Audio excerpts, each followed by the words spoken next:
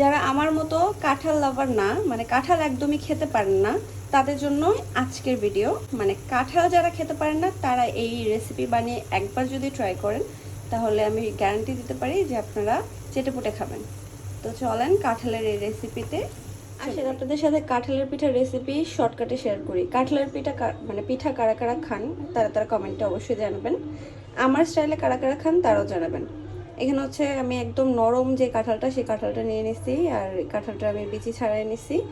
আর এখানে দিয়ে দিছি পরিমাণ অনুযায়ী সামান্য লবণ, আর হচ্ছে পরিমাণ অনুযায়ী চিনি। আর এই কাঁঠালটা হইতে হবে একদম নরম, যেই কোয়াগুলো হয় সেই কাঁঠালটা। শক্ত কাঁঠালে কিন্তু পিঠাটা হবে না। এখন আমি এটাকে যেটা করব, হাত দিয়ে ভালো করে চটকে যতটা পারা যায় আর কি কাঁঠালটাকে গলায় নেব। কাঁঠালটাকে আমি হাত দিয়ে যতটুকু সম্ভব গলায় নিছি। এটা কিন্তু ভুলেও ব্লেন্ড করবেন না, তাহলে কিন্তু এটা টেস্ট পাবেন না পারফেক্ট। তো হাত দিয়ে যতটুকু পারছি আমি এটাকে একদম গলায় নিছি। আপনারা কি ঘরে বসে অনলাইনে জব করতে চান? জবটি হলো লাইভ স্ট্রিমিং করা, ভিডিও করা, কোনো প্রকার কোনো টাকা লাগবে না। যারা আগ্রহী আছেন তারা যোগাযোগ করতে পারেন আমার সাথে, অথবা আমার টিকটকে মেনশন করা আইডিতে। যারা ফেসবুক থেকে দেখতেছেন তারা ফেসবুকের পিন কমেন্টে লিঙ্ক দেওয়া থাকবে, সেখান থেকে যোগাযোগ করে নিতে পারেন। এখন আমি এখানে দিয়ে নিছি আটা, আর এই আটাটার সাথে এখন আমি এটাকে মাখায় নেব। এক্সট্রা কোনো পানির দরকার নেই, কাঁঠালের যে রস আছে এটা দিয়েই বেশি হয়ে যাবে একদম। এটা ঠিক এরকম হবে, দেখেন আপনারা একটু দেখে বুঝে নেন যে এটা কতটা নরম হবে। ঠিক এইভাবেই হচ্ছে তেলের মধ্যে ছাড়বেন। তো আমার কিন্তু আটাটা মাখানো হয়ে গেছে, এখন আমি এটাকে ভাজতে চলে যাব।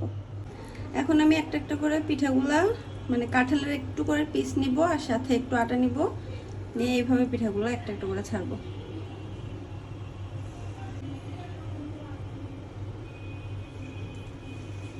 জালটাকে মিডিয়ামেই রাখবেন, বেশি জোর জালে ভাজা যাবে না এটা।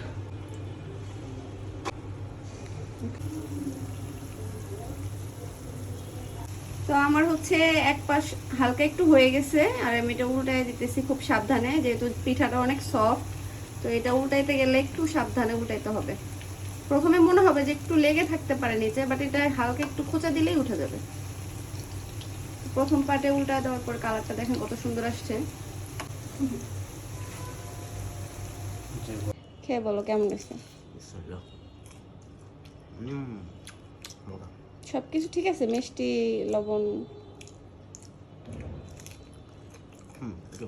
একটু কড়া ভাজাই করছে। এটা একটু কড়া ভাজা করলে ভালো লাগে।